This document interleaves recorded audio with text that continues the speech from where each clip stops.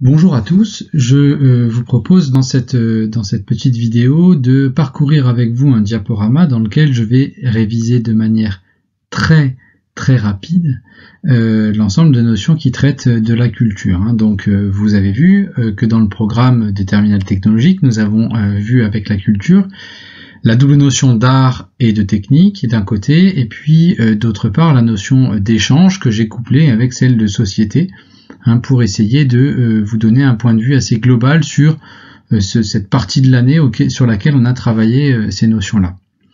L'objectif n'est pas évidemment de refaire le cours, l'objectif est de vous rappeler les grandes lignes du cours et les points importants sur lesquels on pourra rediscuter d'ici la fin de l'année.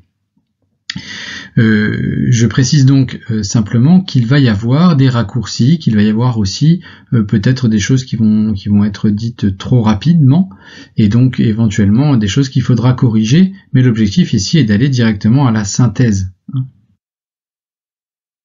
Nous avons donc commencé par distinguer au début de l'année deux termes, culture et civilisation. Aujourd'hui, le mot culture est la plupart du temps compris sous l'angle plutôt d'une séparation d'avec ce que l'on appelle la nature. Et l'on oppose assez volontiers la nature qui serait le donné, présent dans lequel les hommes vivent, et puis la culture qui serait la transformation de l'homme de ce donné naturel. Mais comme nous avons déjà discuté dans l'année de la difficulté de maintenir cette opposition nature et culture, notamment à partir des travaux de Philippe Descola, je vous ai proposé, quant à moi, une autre distinction que j'ai empruntée à un de mes collègues, Yvan Elissalde, qui réinsiste sur la distinction déjà ancienne entre culture et civilisation.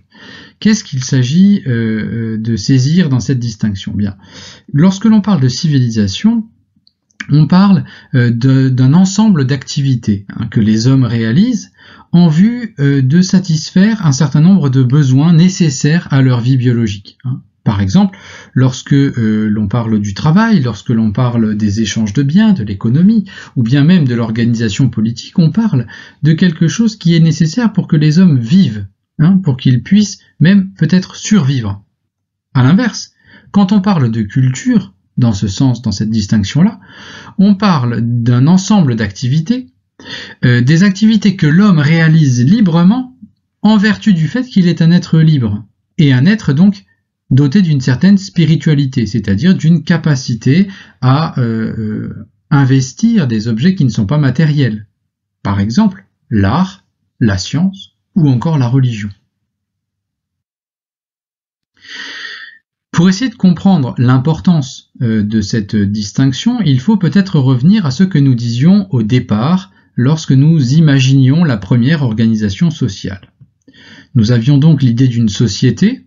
Ici, je reprends la définition du philosophe Alain, qu'on pourrait appeler un état de solidarité. Alors, l'état ici est à comprendre avec un petit e, un état de société, pas un état à l'état.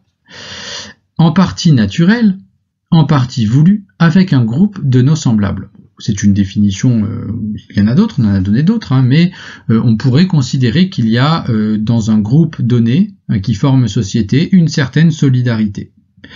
Sur quoi s'appuie cette société ? Quels sont les liens qui nous permettent de vivre dans ce tissu de relations solidaires ? Eh bien, d'abord, nous avons vu qu'il y avait la sphère des besoins.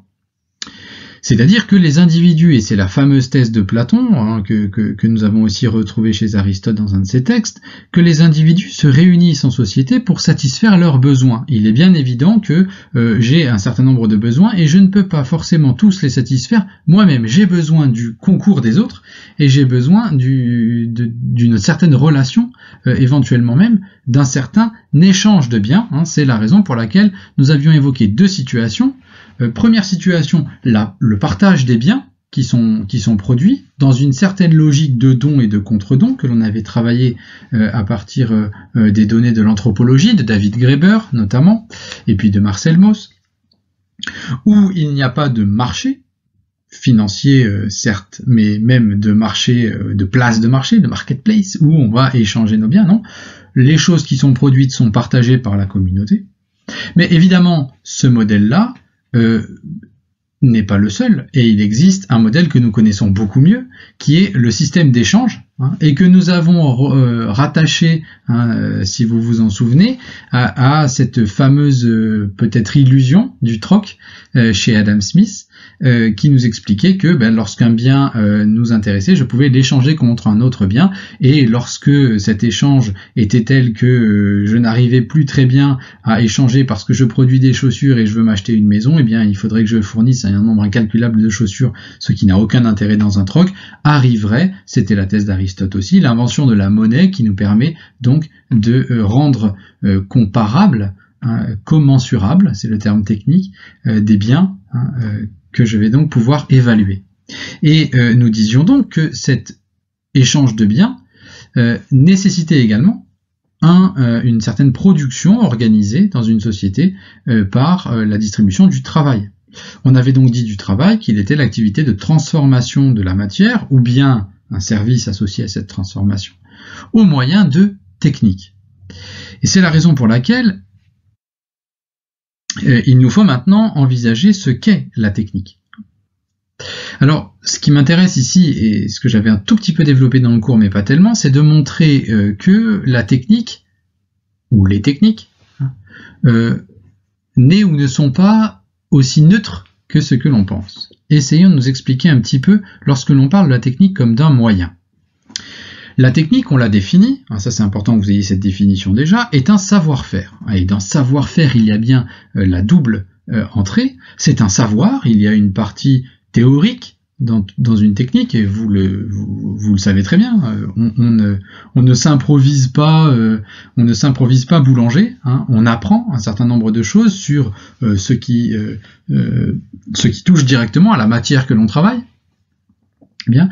Et puis il y a en même temps une destination de cette théorie-là directement à la réalisation pratique. C'est-à-dire que tout ce que j'apprends, par exemple, lorsque je m'interroge sur la manière de faire du pain, tout ce que j'apprends sur la fermentation, sur la farine et ce qui la compose, etc., je ne l'apprends pas pour le plaisir de savoir ce qui se passe exactement dans un ferment, mais je l'apprends en vue de produire l'objet, le produit qui m'intéresse, à savoir du pain. Elle est donc un savoir-faire. Elle appartient, et c'est la deuxième chose, à ce que l'on a appelé la sphère des moyens, c'est-à-dire je mets en place un certain nombre de techniques en vue de la fabrication d'un objet, en vue de la production, c'est-à-dire que tout objet technique n'est pas une fin, c'est-à-dire le but que je recherche, mais c'est un moyen qui me permet d'atteindre la fin que je recherche.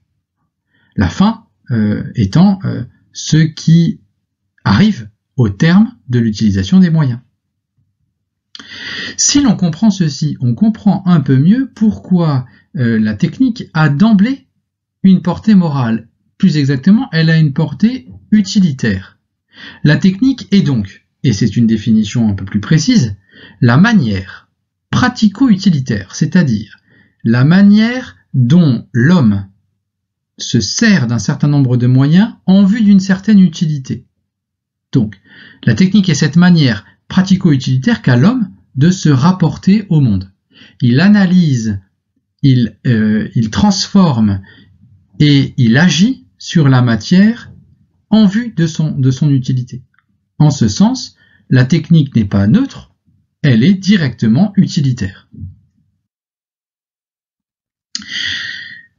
Cette technique, ce terme de technique peut porter un petit peu à confusion parce que malheureusement dans l'étymologie puis dans la tradition de la pensée, il a été mis en parallèle avec celui d'art. Alors on parle même parfois d'art et de technique, les arts et les techniques, comme presque d'une même réalité. Alors il est important de faire cette première distinction, cette distinction essentielle.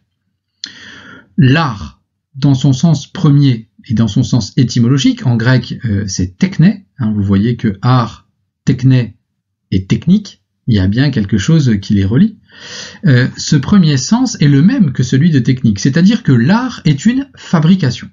Mais et c'est le sens de ce que j'ai de cette image, des premières pierres taillées, des âges paléolithiques, etc., qui nous montrent à quel point on peut parler ici d'œuvres d'art au sens où on en fait des objets de fabrication. Il faudrait même plutôt en parler ici comme le sens d'objets techniques. On distingue à partir du XVIIIe siècle, en particulier avec Baumgarten et cette idée d'esthétique qui va commencer à apparaître, ce que l'on appelle ensuite les beaux-arts, c'est-à-dire ce qui n'a pas directement de lien avec la fabrication d'objets utilitaires, mais qui a davantage de lien avec la création d'œuvres. Et c'est ainsi que va apparaître le sens esthétique, sans S. Il y a une petite erreur dans le diaporama. C'est le sens esthétique de la notion d'art. Donc art d'un côté, art et technique, beaux-arts de l'autre.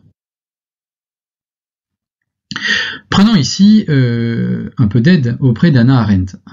Hannah Arendt développe une distinction très nette que j'ai essayé de rendre compte en reprenant ce schéma que vous trouvez sur Internet, distingue deux types d'objets, les objets naturels et les objets fabriqués. Bon, les objets naturels, vous pouvez tout à fait voir ce que c'est. On peut tout à fait dire que quelque chose que vous rencontrez dans la nature et qui n'est pas transformé, une pierre par exemple, est un objet naturel, c'est un être naturel. Bon.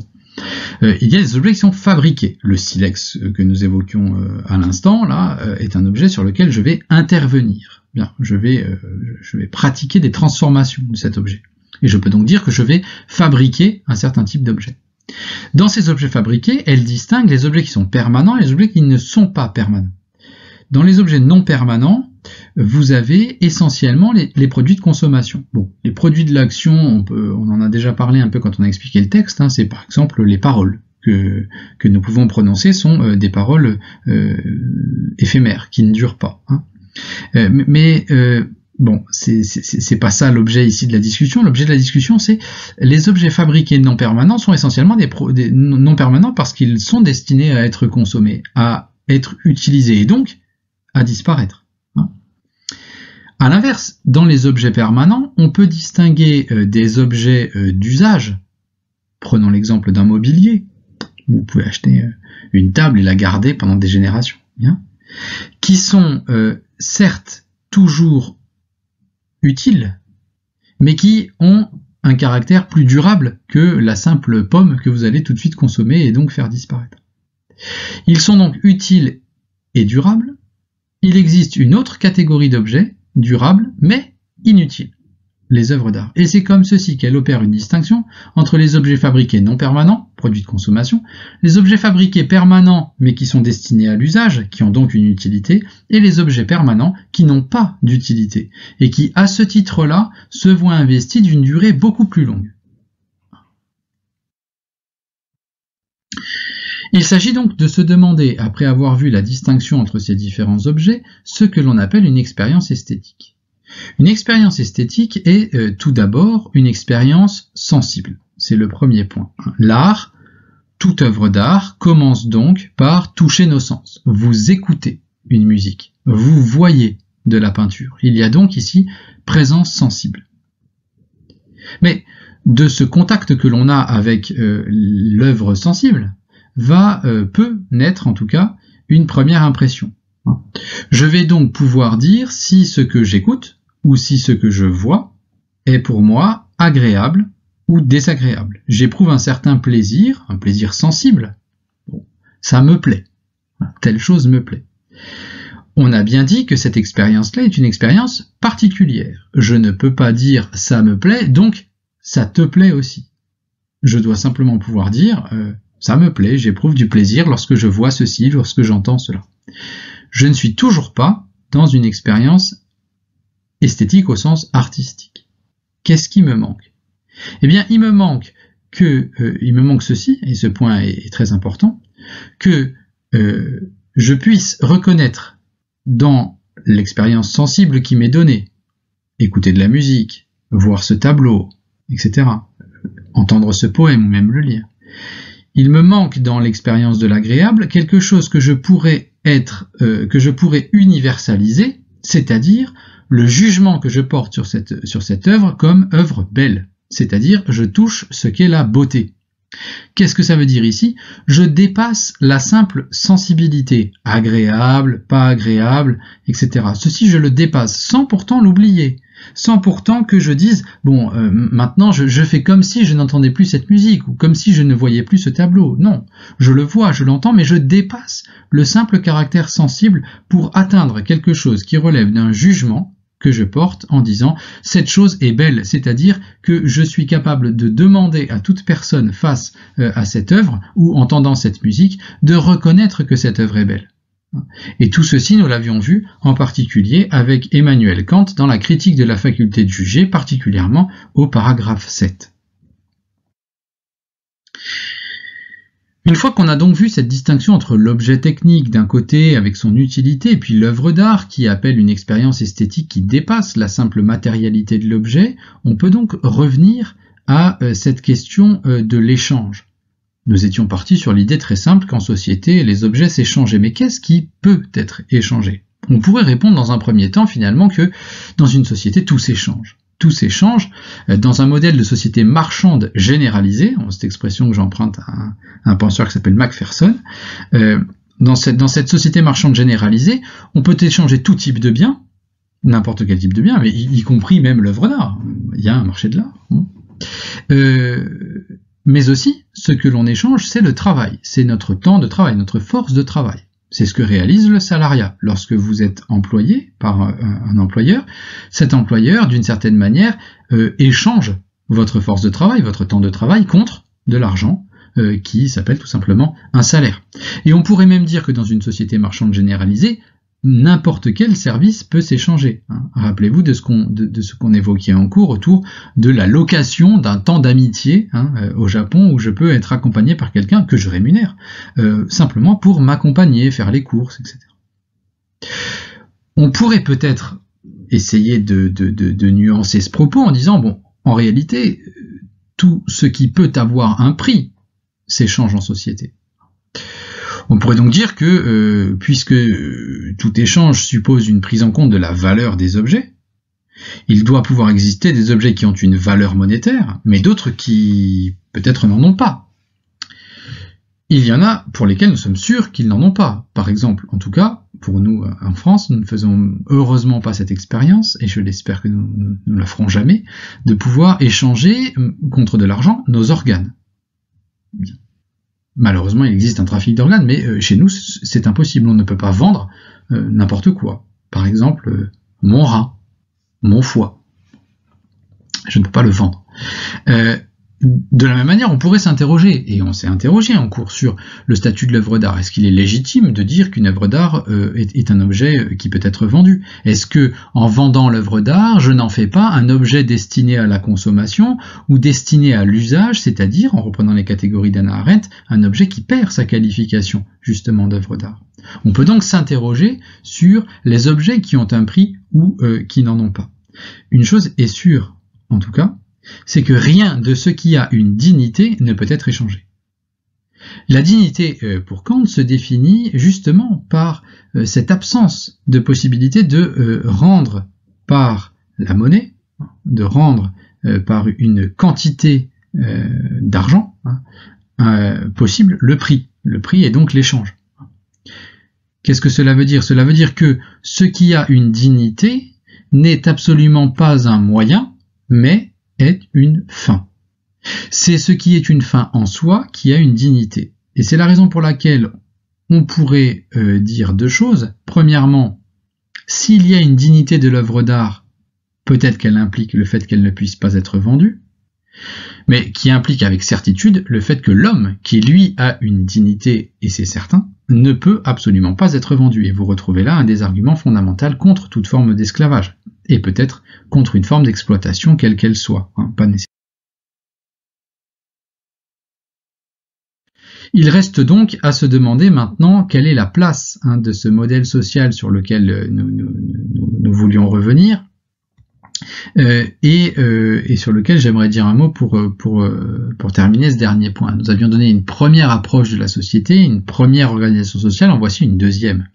Je reprends toujours cette même définition de la société d'Alain, un état de solidarité. Bien. Mais cette fois-ci, j'essaye d'entrer dans ce qu'est une société, non plus à partir des échanges, mais à partir de ce qui lui permet de s'organiser. On pourrait tout à fait dire qu'elle s'organise à partir de ce que l'on appelle la coutume, l'ordre coutumier. Son but serait alors, à la coutume, d'unifier un certain nombre de comportements. Mais on pourrait également dire, et c'est on l'avait dit notamment en cours sur la notion de travail et d'échange, que cette société ne peut pas se contenter de coutumes, qu'elle a besoin de lois politiques, c'est-à-dire de règles, par lesquelles non seulement elle garantit la possibilité d'avoir des contrats entre nous, mais également par lesquelles nous partageons le pouvoir que nous avons de nous gouverner nous-mêmes. Et enfin, troisième règle qui s'impose dans une société, ce sont les règles morales, qui consistent cette fois-ci en devoir ou obligation, c'est-à-dire que c'est une certaine délimitation sociale des conduites à partir des valeurs du bien ou du mal que nous accordons aux règles dans lesquelles nous vivons. Je vous renvoie, pour approfondir un petit peu plus ceci, à une autre vidéo qui s'appelle Révision morale, sur laquelle vous entrerez dans les détails. Alors pour les terminales technologiques, ce n'est pas vraiment la peine parce que ce sont des notions, il y a plus de notions pour les séries générales, mais vous pouvez tout à fait aller y jeter un coup d'œil, vous aurez quelques réponses ici. Il nous reste donc à conclure maintenant sur cette question de la culture et de la civilisation en disant premièrement ceci, que la culture et la civilisation se trouvent la plupart du temps en lutte. En lutte, pourquoi ? Bien parce qu'il y a d'un côté la sphère des moyens et de l'autre la sphère des fins. Alors, je vous donne un exemple très simple, c'est celui de la recherche. Celui de la recherche, bon, aujourd'hui on en parle beaucoup autour de la recherche en médecine, mais tout type de recherche est concerné par cela. La recherche comme activité libre de l'esprit de l'homme qui cherche par exemple la vérité dans tel et tel domaine, en science par exemple, appartient bien à la culture. Mais vous voyez qu'elle a besoin d'un certain nombre d'objets techniques, par exemple de nouveaux moyens d'observation, de financement pour pouvoir avancer. Il y a donc un travail commun entre la culture et la civilisation. La culture a besoin de la civilisation, mais la civilisation en même temps cherche toujours à satisfaire des fins utilitaires. Et donc, une des perversions possibles, c'est de transformer la culture en un moyen de réaliser quelque chose. Par exemple, de transformer la culture en un moyen de gagner de l'argent, en faisant une industrie. On parle aujourd'hui de l'industrie du cinéma. Voilà une expression très étrange. Ceci voudrait dire que ce qui serait culturel, ici la liberté créative d'un esprit humain qui tente d'atteindre une expérience esthétique par le film, se retrouverait d'un coup englobé sous la notion d'industrie, c'est-à-dire destinée à la production et donc au profit, et donc au profit financier. Donc, premier aspect important, culture et civilisation sont à la fois imbriqués et en même temps en lutte. Deuxième aspect, et c'est pour ça que j'insistais dans ce 6e point de diaporama, c'est cet état des lieux entre cette séparation, culture et civilisation, n'est pas quelque chose de déjà donné. C'est à la réflexion morale et à la décision politique qu'il revient de décider de maintenir cette séparation entre d'un côté ce qui relève de la vie, le biologique, c'est-à-dire la civilisation, et de l'autre ce qui relève du bien vivre, c'est-à-dire du vivre humainement. Voilà, ces expressions qu'on a déjà entendues lorsqu'on travaillait la politique grecque avec Jean-Pierre Vernant. Il ne s'agit pas simplement de vivre, mais de bien vivre, c'est-à-dire de vivre humainement, donc librement, c'est-à-dire de faire une place à la culture. Voilà, je vous remercie et puis je reste à votre disposition pour des questions cette fois-ci sur la dissertation que nous allons travailler un peu plus tard.